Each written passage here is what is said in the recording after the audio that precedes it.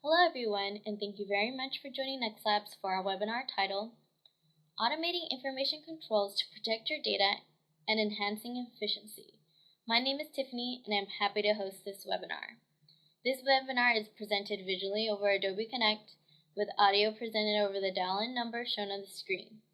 If you click the Join the Meeting link in the meeting confirmation but were unable to connect to Adobe Connect, you may also use the alternative copy and paste method by following the instructions under the troubleshooting section in the meeting invitation. If you are still unable to access Adobe Connect, please send an email to webinar support at webinarsupport@nextlabs.com, and we'll be happy to assist you. If you have questions during this webinar, you may send your questions to the presenter by clicking the Q&A button on your web meeting client, and they'll be addressed via email after the webinar. I am proud to introduce today's speaker, Srikanth Salaka. Srikanth is a Senior Product Manager responsible for the Control Center project at NextLabs, which is the foundation for all NextLabs products. Before joining NextLabs, he was a product manager for Oracle with a background in Fusion middleware, identity and access management, and Oracle PaaS offerings. He was also responsible for the data security solution leveraged in Oracle's Fusion applications. Srikanth holds a master's degree from the University of North Texas. I would now like to turn the presentation over to Srikanth. Thanks to all of you for joining this session on automating information controls. Let's get started and take a look at today's agenda. So I want to kick off things by talking about the Information Risk Management Challenge, setting up the problem statement for the rest of the discussion today.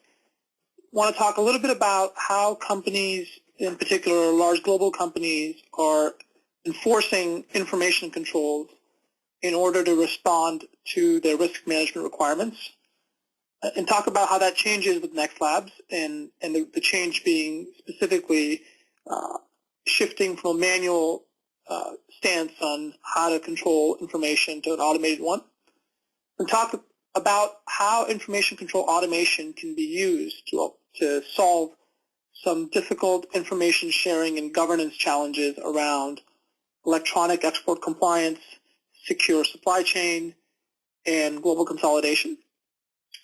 And then end up our discussion with a short summary of our product suite. So to get things started, let's start talking about the Information Risk Management Challenge.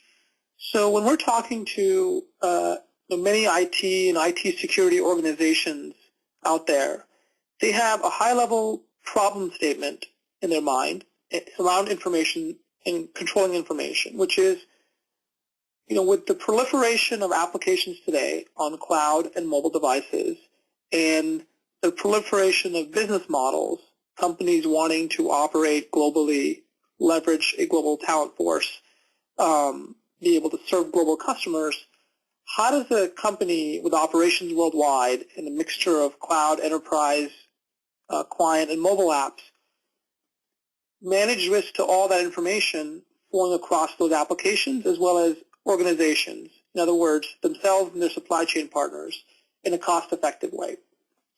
And in order to sort of frame the question, it's good to look at the business drivers from two perspectives. One is the information sharing point of view, which is there's a lot of forces in the market that are driving more and more sharing. Security is changing from, in a way, a need to know, keeping things confined to your particular environment, to a need to share. And that sharing is being driven because of the need for collaboration, more external partners, more distribution partners, a global business model where a company wants to have products and offshoots of those products sold in different geographies and markets with little time delays as possible. And also, at the same time, with global collaboration, companies are trying to consolidate. So as companies have grown globally, they want to move toward a consolidated business process, which ultimately, from an applications and IT standpoint, translates to a single application instance of critical applications like product lifecycle management systems, enterprise resource planning applications, HR applications, and so on. In addition, companies want to move toward shared services for HR, for IT, sometimes outsource those services so they can take advantage of economies of scale across their business. And finally, with companies dealing with cloud and mobility, you've got some of that outsourcing happening in apps that are actually hosted by other service providers where a lot of your valuable data lives, and now it's going to be accessed across devices around the world. So that summarizes on the left-hand side all the different needs for sharing and transferring and proliferating information around the world. Over on the other side, the company has to wrestle with all of the information governance challenges, which is if you're going to share all this information, you sort of still need to worry about how to comply with regulations such as export control, financial regulations, health and privacy regulations. And also, as you're distributing information around the globe, since that information is a vital part of what makes your business successful and valuable, how do you impose governance requirements to protect IP both internally on your employees as well as on your partners where the data is no longer in your applications that you own? So the critical challenge, to summarize this, is basically how to balance the information sharing needs you have with the information governance needs you have, and how to do this on a scale of a large company so you don't have an army of people whose job it is just to manage risk to information. So when companies look to solve that big problem, it's good to break down that big problem into a set of questions a company asks itself about how to approach solving that problem. And so the set of questions commonly tend to be, well, if I need to control data around the globe, first I need to find out what data do I have that's important in the first place. Then I need to be able to know where it is. Is it in SAP? Is it in SharePoint, Office 365 on mobile devices, and so on? Then I need to understand my own rights and obligations toward accessing that data for my employees as well as my supply chain, customers and partners. And then finally, who can I share this information with? And then finally, get visibility into how is this data being used, or gain visibility into how this information is being consumed across my distribution chain. So, and then you kind of want to ask these questions across the data lifecycle. And one way to look at the data lifecycle is to use this metaphor of data at rest, on the move, and in use. Data at the rest really refers to data typically inside of applications, so materials and parts inside of SAP or documents inside of SharePoint. Data on the move is that data leaving that system, so a user downloading a SharePoint document or downloading Office 365. And then data in use is about consuming that information. So for example, you may have that data downloaded onto your Dropbox or onto your local system, your computer at work. Now you're going to finally open that document and consume that. So that, in a way, describes typically how data moves. I just described a server to client workflow, if you will, from data starting out in SharePoint to being downloaded in Dropbox and then consumed from there.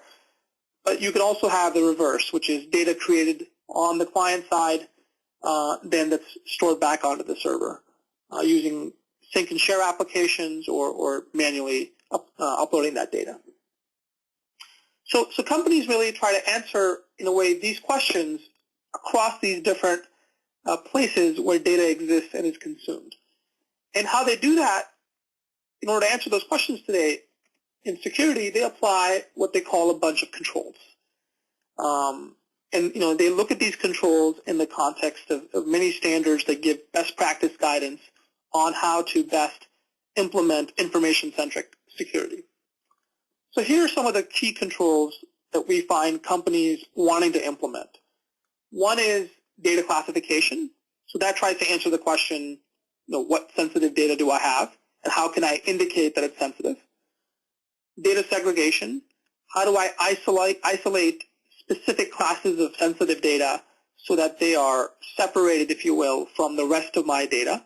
So try not to commingle my sensitive data with my non-sensitive data, so I can apply a lot more controls that 1% of data that really matters as opposed to the other 99%. Access control, which I think many of us are familiar with. Protecting data, which really refers to encrypting data with policy and rights, such that the data is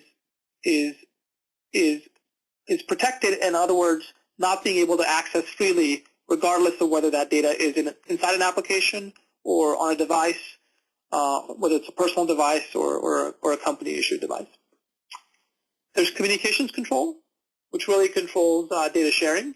And then finally, activity logging, for logging the activity that's occurring both inside your four walls as well as outside in real time. So the key observation here is people have these information controls today in order to answer some of those questions. However, if you take a look at how those controls are enforced, those controls tend to be enforced very manually and repeated across applications. So here is a picture that sort of describes a summary view of the applications a company has. So a company has enterprise apps such as SAP ERP, supply chain applications, and so on. They have collaboration applications like Documentum, FileShare, SharePoint, cloud applications like Salesforce, Workday, and so on. And then finally, client applications, which could be CAD applications or ubiquitous applications like Office and Adobe Reader and so on. And the way that people apply controls today is they apply it manually. In other words, people apply the controls to data. For example, when people try to classify information, the users are engaged in actually labeling information as classified or as ITAR to satisfy export control requirements.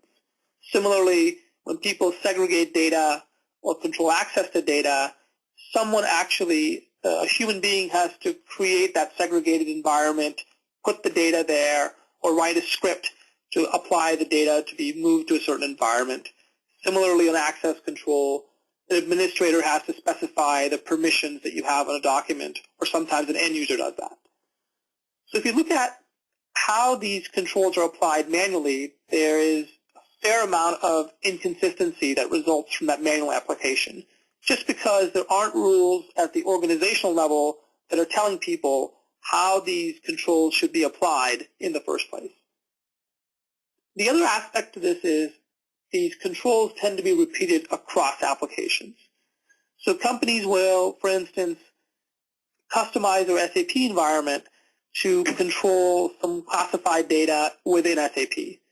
But now when that data leaves SharePoint, they're going to do the same sort of thing on SharePoint. And so that repeating those controls across applications really leads to a fairly cost-ineffective IT security strategy. And it's also something that's fairly difficult to administer and audit, because you've got a bunch of different controls implemented in different applications and no real visibility into how these controls behave with one another. Are they actually meeting the business requirements that you have in mind? Are they implemented consistently across those different applications? So the NextLabs approach then is to sort of take a horizontal approach to addressing controls and applications across the board, which is to, A, automate the application of information controls.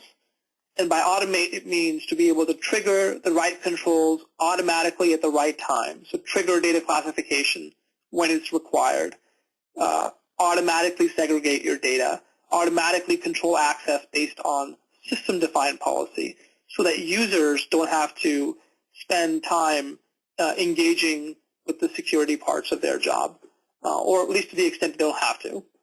And then also the advantage of taking a platform approach to this is that your controls are going to be applied uniformly across applications. So by writing your rules about information in one place, you're guaranteeing that those rules are going to be enforced in a consistent manner regardless of whether it's SharePoint or SAP or client applications that you're applying those rules to. So, kind of focusing a little bit more on this green box, this information control automation platform. I wanted to talk a little bit about what are the kind of three key steps to information control automation. So the first step in information control automation is the ability to actually manage all of your different rules. And the key ability here for companies is to be able to take business requirements that you have around data, which typically is in the contractual agreements. It could be in regulatory requirements that you have. Could be in industry-specific or business unit-specific requirements you have.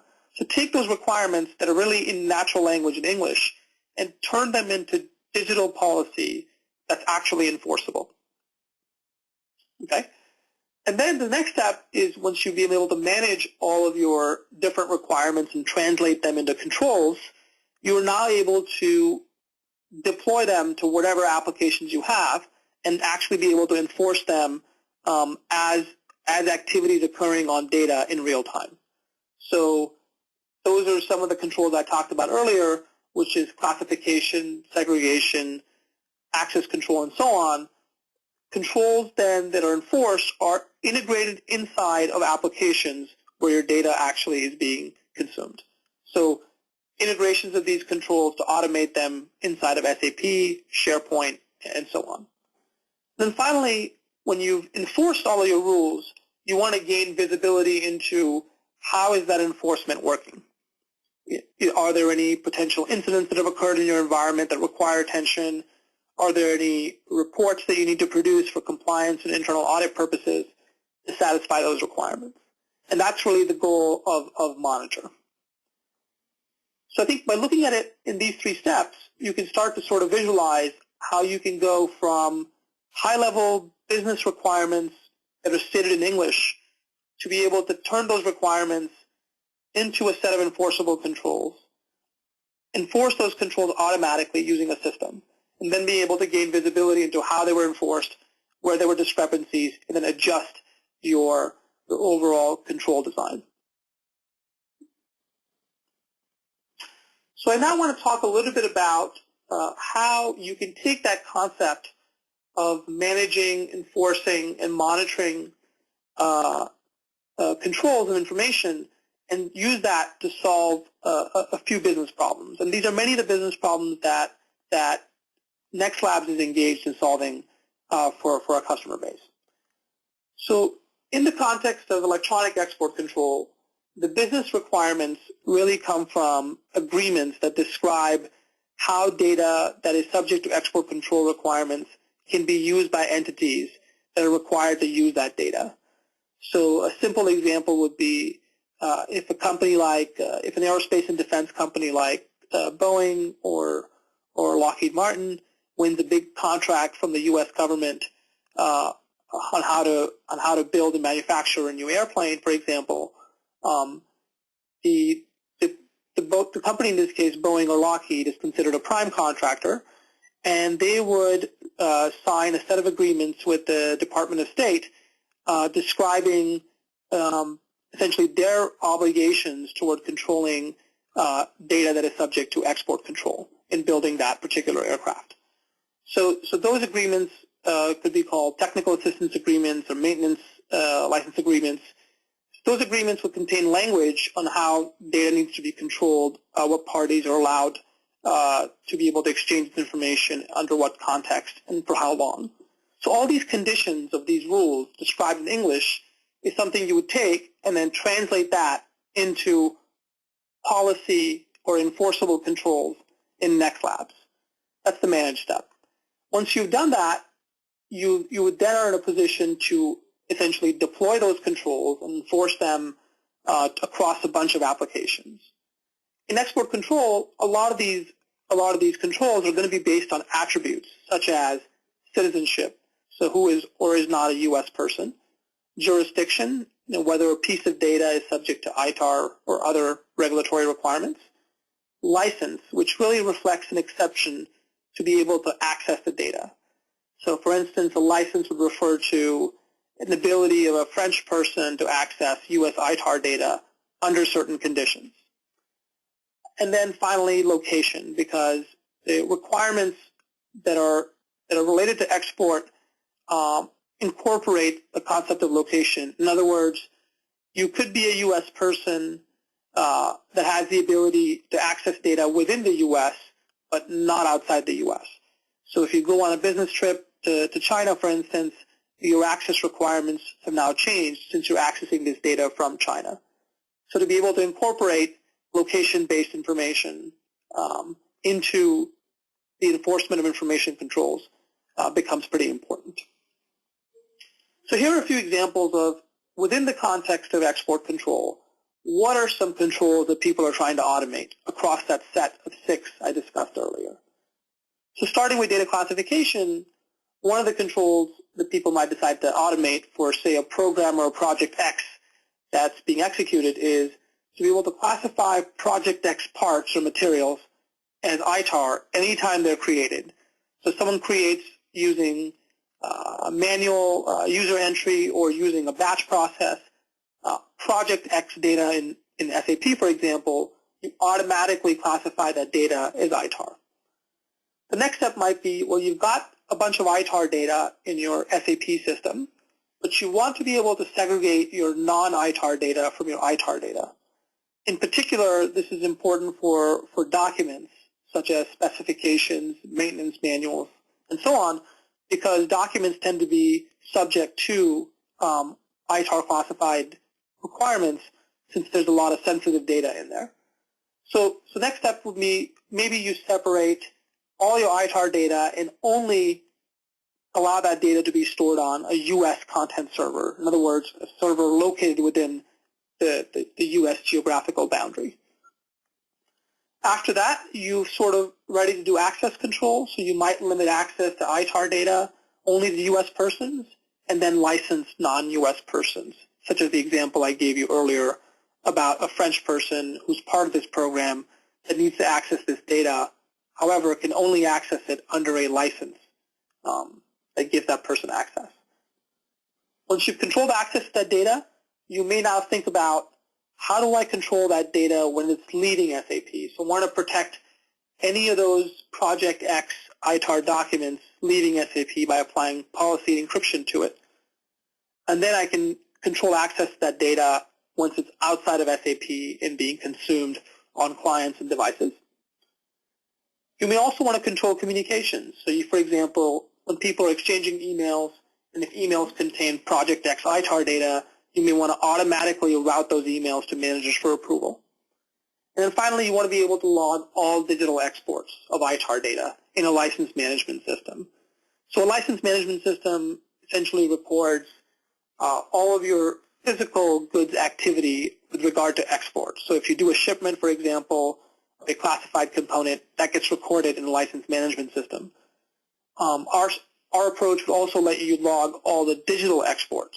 In other words, you sent an email to another person, part of this program.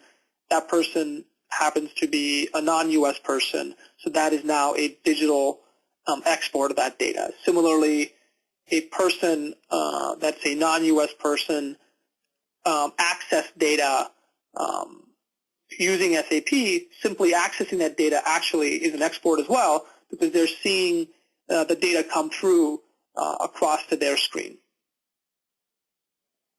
Okay, so those are examples of rules you may automate in the context of export control. And finally, once you've automated those rules and you've successfully enforced them, you may want to monitor potential violations.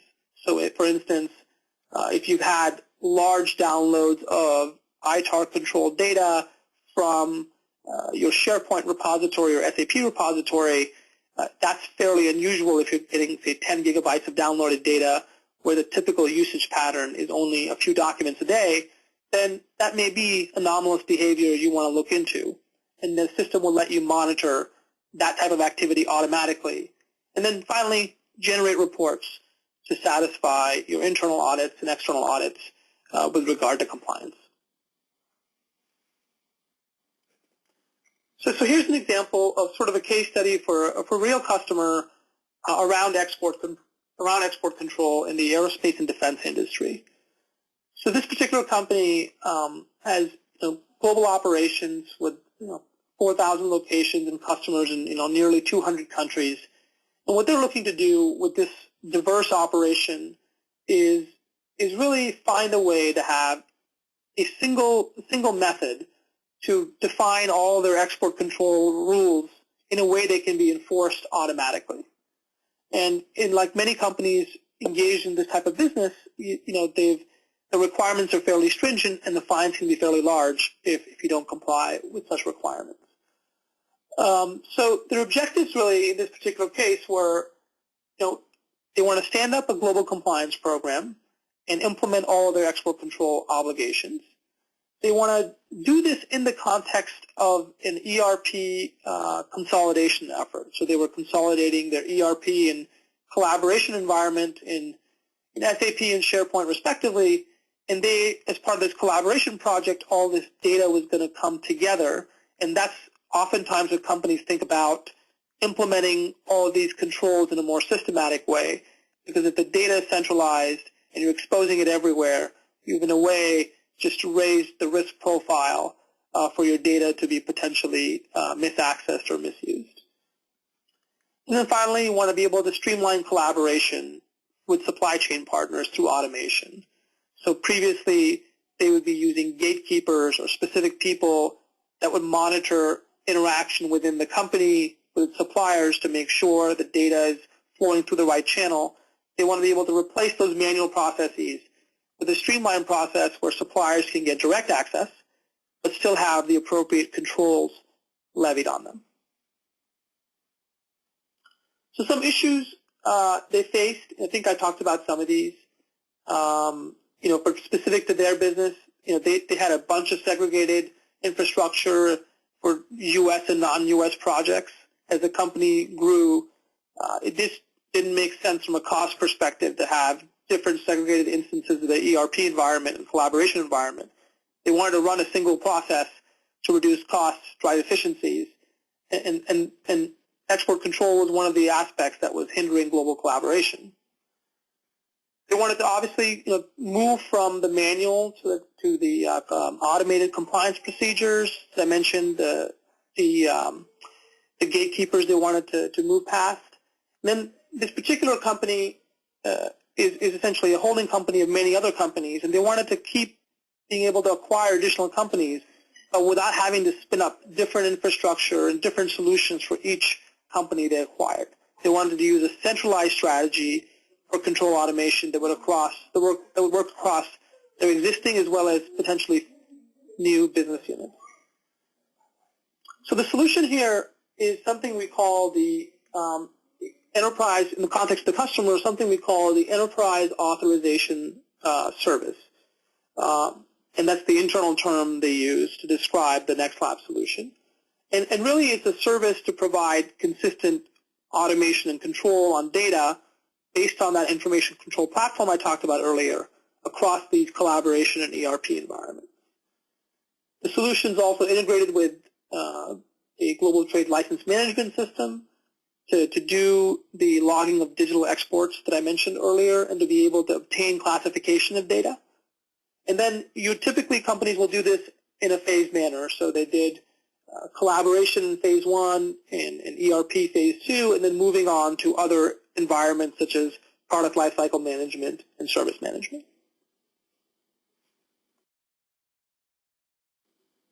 So having talked a little bit about automating electronic export compliance, I want to talk a little bit next about a different business problem, which is around securing someone's supply chain and automating collaboration around that. So the core business requirement in this case really is around controlling intellectual property. And intellectual property today is typically contained, intellectual property rules, are typically contained within NDAs or PIEAs today, and companies essentially use the contract as a way to mitigate to some extent the risk they have. And in some cases, they will also execute audits of some of their suppliers and gather some sample data to assess at a high level if their procedures that are indicated in the NDA and PIEA are being executed effectively. So similar to export control here, we want to take this existing process, the way it works today, and be able to automate it. In other words, we want to be able to turn the requirements from those NDAs and PIAs and turn that contractual language into digitally enforceable policy and a set of controls that can be implemented not just in-house, but also when that data leaves your company and is being consumed by your suppliers. Typically, the enforcement in secure supply chain collaboration speaks to enforcement based on product type. If it's a new product launch you're working on, you want to control designs, for example. The business unit, the specific supplier, you may have different classes of suppliers. Some are trusted and certified, some are not. You may have different rules for either one. And then location. You may be more cognizant of having more rules applied in certain locations without intellectual property protections compared to other locations. So examples of controls you might want to implement here in this case. You may want to automatically classify engineering drawings. Engineering drawings and manufacturing data tends to be a big part of secure supply chain. So you may want to classify those engineering drawings automatically as proprietary when they're created by your engineers on their desktops. You then may want to isolate proprietary data and then apply a lot of controls to it. A customer of NextLabs, for example, limits all their proprietary data to a certain folder on a desktop and then applies a set of controls to make sure that data is protected, in other words, encrypted, and also cannot be moved outside of that folder or emailed outside of that folder. So you're guaranteed that when you need to wipe that person's system when they're leaving the company, for example, you just remove that folder, and now you essentially reduced your risk with regard to that particular intellectual property requirement. Access control. You want to limit access to proprietary data that's specified in the NDA. You may want to, similar to export, protect the data being downloaded from a content management system or a cloud application like Office 365, and then route emails to approvals and automate business processes and workflows, and finally monitor any strange supplier access of proprietary documents or sharing of those documents. And finally, the monitor step, a lot of intellectual property protection and secure supply chain is really about monitoring misuse of information, both internally as well as externally. And then occasionally, or periodic basis, you may also want to generate reports for your internal and external auditors. So again, a case study here about how we do secure supply chain. Here, I'm going to take a different industry around semiconductor equipment. So here's a global manufacturer with about 6,000 employees. Their objective is to share internal, external data internally and externally that happens to be trade restricted. It's design and visualization data, so a lot of it's engineering type data, across geographies, including China. And they want to be able to secure this data regardless of where it exists, whether it's on their machine, the employee's machine, supplier's machine, and so on. And then be able to still provide some degree of compliance and loss of data to avoid wrongful disclosure. So this particular company did deploy some solutions in the past to address this issue. So for example, they deployed DLP solutions, if you're familiar with data loss prevention solutions, to enforce some rules around this information that was on these client devices. However, the DLP solution didn't enforce the data sharing rules. In other words, it couldn't really be enforced effectively once the data had left their organization and now was on the supplier system outside of their network. They had an existing rights management solution, but that solution didn't enforce rules that are fine-grained, such as rules that prevented copy-paste, print, duplication of data for external people. For companies such as this, the external supply chain could be a large number of people and a multi-tier supply chain. So you don't necessarily know who you're sharing information with at the time you're sharing the information. You may just put it on a SharePoint site or in a shared collaboration portal, and the reality is that data is going to get consumed for several months by a host of different people from that point forward. So the inability to be able to apply access and usage rules for those external people without having to know them was a big constraint for the company. Then finally, there were manual and inefficient processes to apply protections to the control designs, which was limiting their collaboration and their ability to onboard suppliers. So in this case, the solution leveraged a number of prepackaged policies that NextLabs provides for design collaboration and compliance to help essentially translate their NDA requirements into a set of enforceable controls.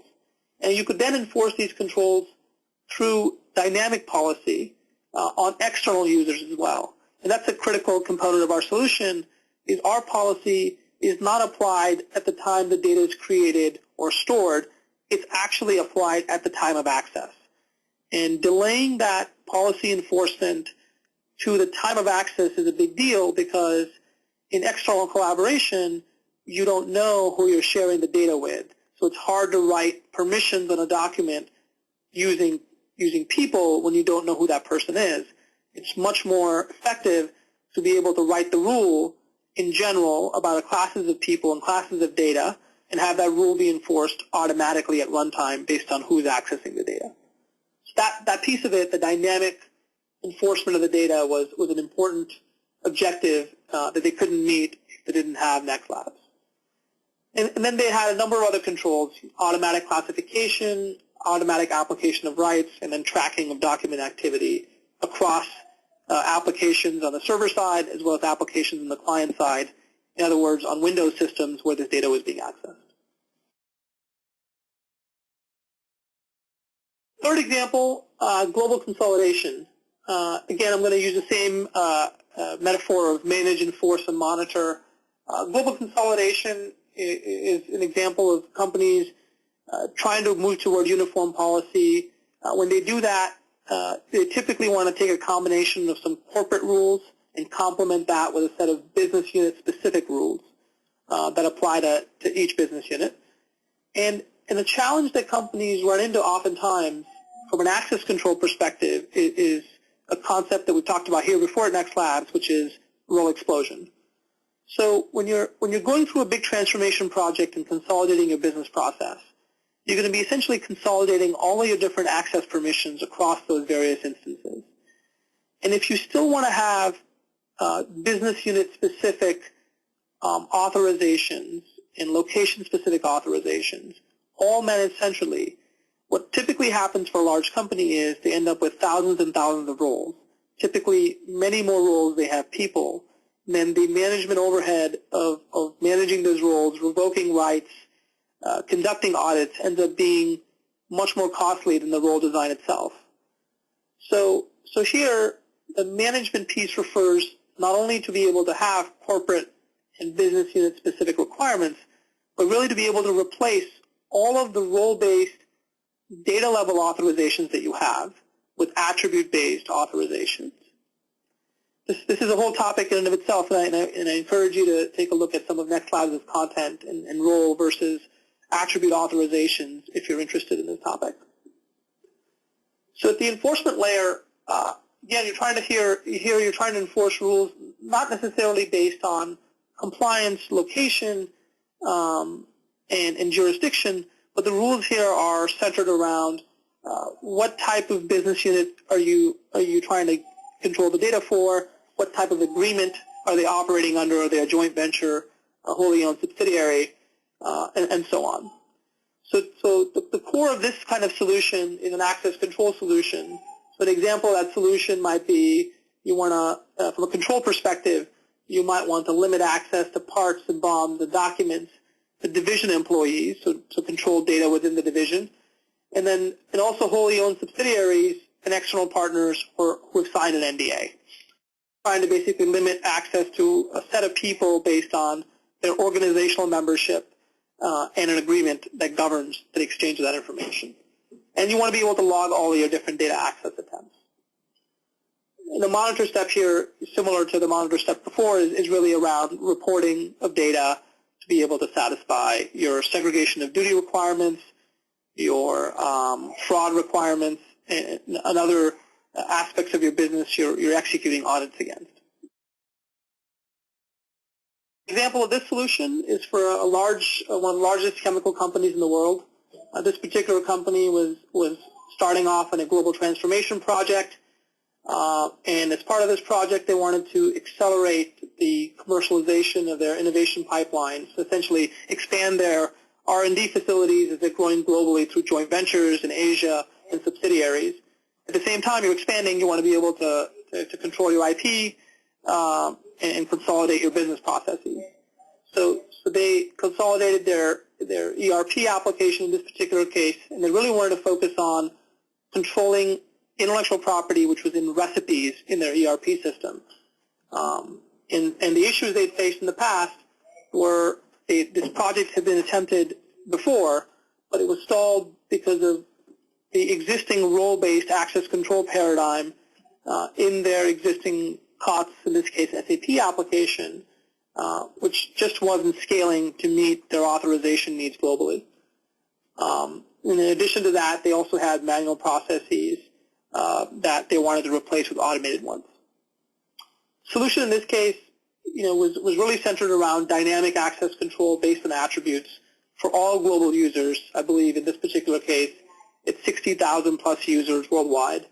And they wanted to be able to, in phase one, implement that by ERP, and then continuing to move on to apply that same methodology to implement the controls in PLM.